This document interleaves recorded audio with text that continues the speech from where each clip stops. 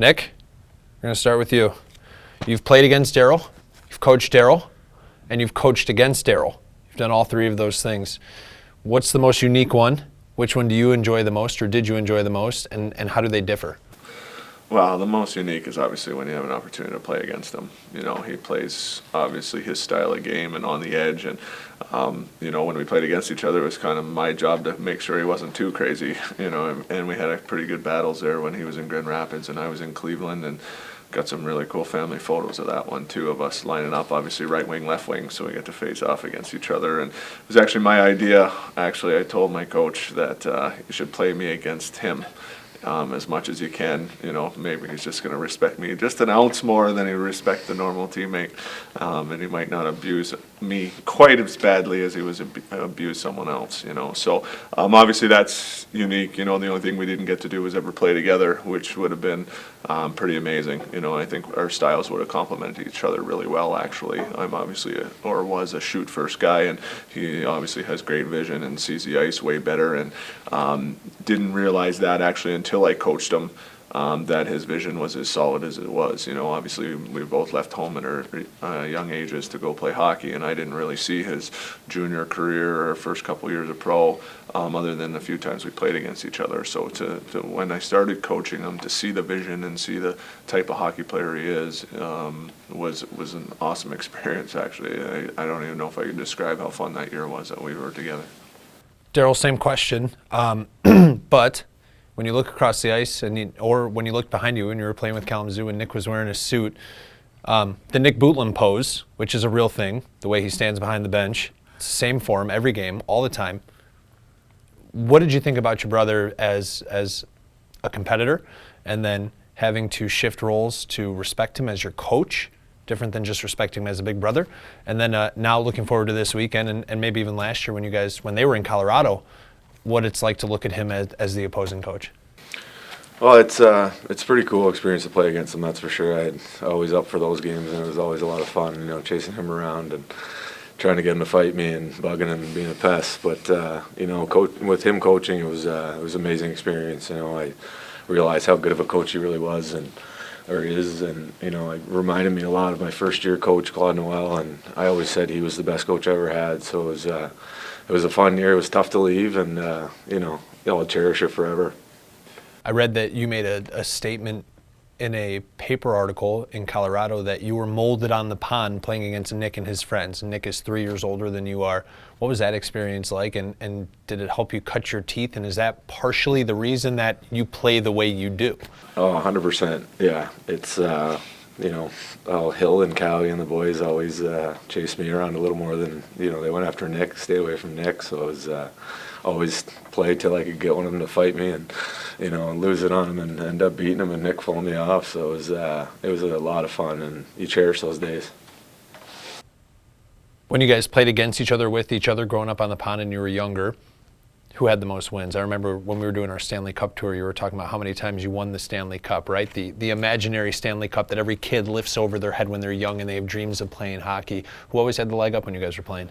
Well, I mean, now the discrepancy in age isn't that big of a difference, but, you know, it's 3.5 years, you know, so, you know, we had a tendency to sort of kind of pick on him and find a way for us guys to win, and, you know, and to sort of go back to the comment you said about, is that why the way he is the way he is, you know, is totally from that. I mean, we used to torment the crap out of this guy. I mean, like, we would abuse him until he lost his mind. So then that became easier and easier to do for him to lose his mind, and then he realized that it was such a great attribute to be able to get under people's skin, and he learned how to do that real well at a young age. And you know, probably as a kid I probably won a few more times just because of the size discrepancy and the age difference, but you know, it just kept getting closer and closer and closer and tighter games as he got better and smarter and started to use, you know, his vision if it wasn't a game, and you know, he always had better stick skills than I did, and all those things that go along with it. So that stick handling and making that extra move, and usually if it got bad, then I would just hurt him, and if I was losing, then it was game over, you know. But you know, now obviously the case is it's a battle between both guys who've been competitive for a long time. We love this game just as much or more than anything. So here's a question for both of you, and Nick, I'll let you answer first. At what point in time, maybe it was an age, maybe it was a specific moment, that you knew that Darryl was gifted enough to make a career out of what he does, out of playing hockey? And then Darryl, the same thing will go for you once Nick is done. When did you know that Nick was going to be able to make a career out of playing a game? Yeah, I think the big thing had happened at a pretty young age, so with me being 3.5 years older, you could see where you were at when you were his age, so when I was 14 and he was 11, I could see where he was at compared to where I was at, and when I was 17 and he was 14, and, we moved from a small town to a bigger center, and, he had an opportunity to play a level up, and we grew up in a real small town originally, and we both played on both age groups and played on both teams. So we played the Pee Wee and the Bantam game in the same night on Thursday nights, and you go from one dressing room to the next. So, but it was a small town, so you didn't really know. I think the big move was, the Newmarket move when we moved close to there, and he started playing hockey there, and he was playing at an older level, and was leading his team in scoring and doing the right things then. And then obviously him being a first round pick to the OHL, obviously there can be flops, but we knew there wasn't going to be here with what he brought to the table. Darryl? I think I probably started realizing when he got to junior in Guelph. I think, he was a bit of a plug in junior B, so it was, watching him in the Memorial Cup, that was kind of my childhood experience where I realized I wanted to do the same thing and wanted to be a hockey player. So it, those Guelph Storm days is when I realized that he had a chance and he could do it, and watching him was definitely a great experience. You guys are both NHL draft picks. Nick, you were picked 220th overall. Darryl, you were picked 252nd overall. How often does that come up in conversation? It has come up a few times, but I always lose because I never played the games, right? So, that's my saving grace. I was drafted earlier, but it doesn't mean anything if you don't play the game. So, he got an opportunity to play there, so he definitely wins that battle every time. What was that experience like, those games you got to play in the National Hockey League? First of all, those were 2 long days, those draft days. Playing in Detroit, I can't say enough about what it did for me, and growing up and, just being a sponge with Brett Hall and Steve Yzerman and Nick Lindstrom in the locker room, and just to get to know those guys on a personal level was an unbelievable experience. And I think now, I was a sponge up there, so I can kind of help out the younger guys, and they look to me for that. So obviously was a great time of my life, and you'll never forget it. Between growing up in Ontario, you played in Toledo, you played in Grand Rapids, you played in Detroit, so you're familiar with Michigan, specifically Southwest Michigan too, and obviously you played in Kalamazoo for a season and a half. What's it like to come back?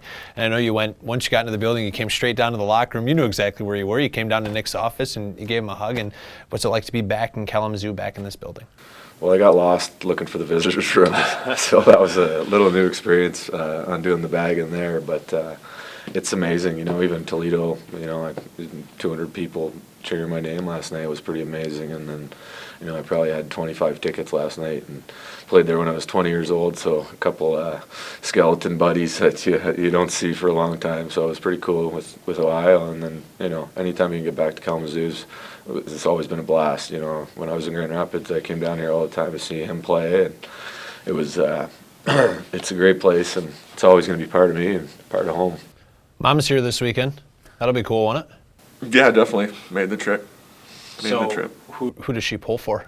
Does she look out for baby brother, or does she put on her suit and tie and cheer for big bro Nick? I think she's done looking out for baby brother. I don't think she's too worried about him anymore I don't even know, it's 250 plus fights or whatever it's been. I don't think she's too worried about what he does anymore. But, obviously it's a lot easier to cheer for an individual that's playing than it is as coaching, So I know at home, I said this before when we've had talks, they're watching his game and sort of listening to ours. So they're listening to the Joe Roberts feed and listening to those games because it's a little tougher to cheer for that. And, they have the conversation. They know our lineup.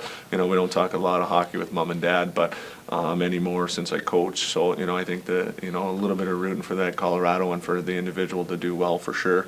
But knowing the importance for both teams for playoffs, hopefully she'll give us a little luck our way as well.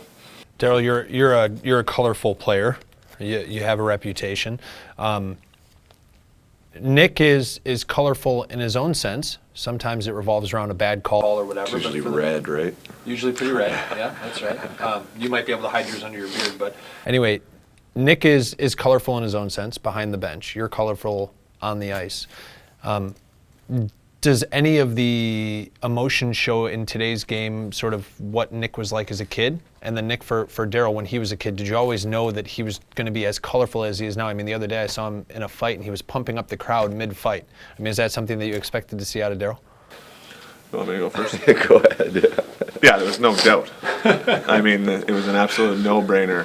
I mean, we can even take hockey aside, and when, we were 14 and went to the mall, you sent little brother Darryl, he would talk to anybody, when you're trying to pick up girls or whatever at the mall when you thought you were cool. And, this kid would talk to anyone. He would say anything to anybody that you wanted. So my buddies loved having him around, you know what I mean? So one, it got us in a little bit of trouble because they'd be like, hey, go say this to this big guy, and he'd do that. But then at the same time, it'd be like, here's an opportunity to talk to this girl who works here or whatever it was.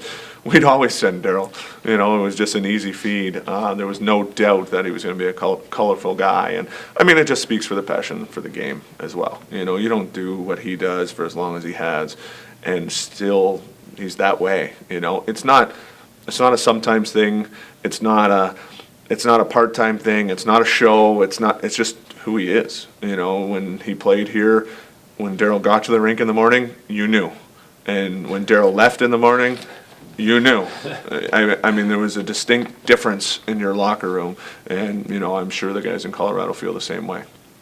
And then to Nick, growing up, did you know that he was going to be a coach? Did you know that? To be honest, it was always in the back of my mind. He was that guy with the team, with his players, and always the captain, and I was always the assistant. So it was, it comes out in him. He's always helping everybody, and he's always been that way. So it's been fun to watch, and you're happy for him for sure. Did he ever erupt on you when you were playing for him? We had a couple. I think it was probably more the president erupting on me than Nick was, but yeah. I don't. Honestly, I don't think we really did have any issues or problems like that. It was a smooth year for me. I always say it was one of the best years of my career. It was a very, a lot. I learned a lot that year just from being around him, and it was cool just to be around him every day. What's changed the most in him since you guys were kids? Well, he's always been that big, so it's no, he's been a pretty mature kid. When he was younger, he was always, part my dad, part my brother. So he's been the same, happy-go-lucky guy for pretty much his whole life. So it was a great guy to follow, that's for sure. What changed the most in Darryl? If you talk at the whole thing since he was a kid, we're not going to bring up his hair or anything. We're just going to talk about the maturity level. You know what I mean? Like the maturity level and the leadership qualities that he's had. He's always been a good player on his team, but he's a guy who knows his role and appreciates his role and knows what to do. And, I think that's grown on him. As he's went through his career, the maturity and the leadership where, probably the first 4 or 5 years, and he could probably speak to it, but, there was times where he was the guy that they're like, oh, what's he doing, and now they lean on him for ideas, and he puts pressure on guys who are making bad decisions in the locker room or off the ice and those type of things. So I think that maturity level would be the biggest thing, and obviously he's a grown man with a family of his own now, and, that as well. We didn't know if that was ever going to happen with Darryl Bootland, to be honest. But, it's amazing. His family's great, and the kids are amazing. What has been your absolute proudest big brother moment, if you had to pick one? It's not even a hockey moment for me. To be honest, it was going down there last year and just seeing how well things are going for him and his family. Know that they're doing it the right way, and that he's got his life figured out, and he's got a great family to be with. And what was the point in time, Darryl, when This is 2020 for sure. Holy. When you said, Jesus. Darryl, was there a moment in your life when you may have said, I couldn't be prouder that Nick Bootland is my older brother? It's tough. There were so many with him. He was, he definitely led the way the right way and always did the right thing. So it was, watching him as a kid, Memorial Cup was pretty amazing to see him go there twice, and then, watching him have kids and just the way he's gone through life, and you know, I always kind of went the wrong way, and he did the right thing. So you know, it's hard to pinpoint one thing for me, really, to be honest with you. If you had to describe each other with one word, just one word, what would it be, Nick? One word. One word. Holy man. One word, one paragraph would be hard. One word. Would it be charismatic? Maybe would be the word. You know, I think he brings that into all aspects of his life. Probably integrity, I would say. You know, he led the right way and always has.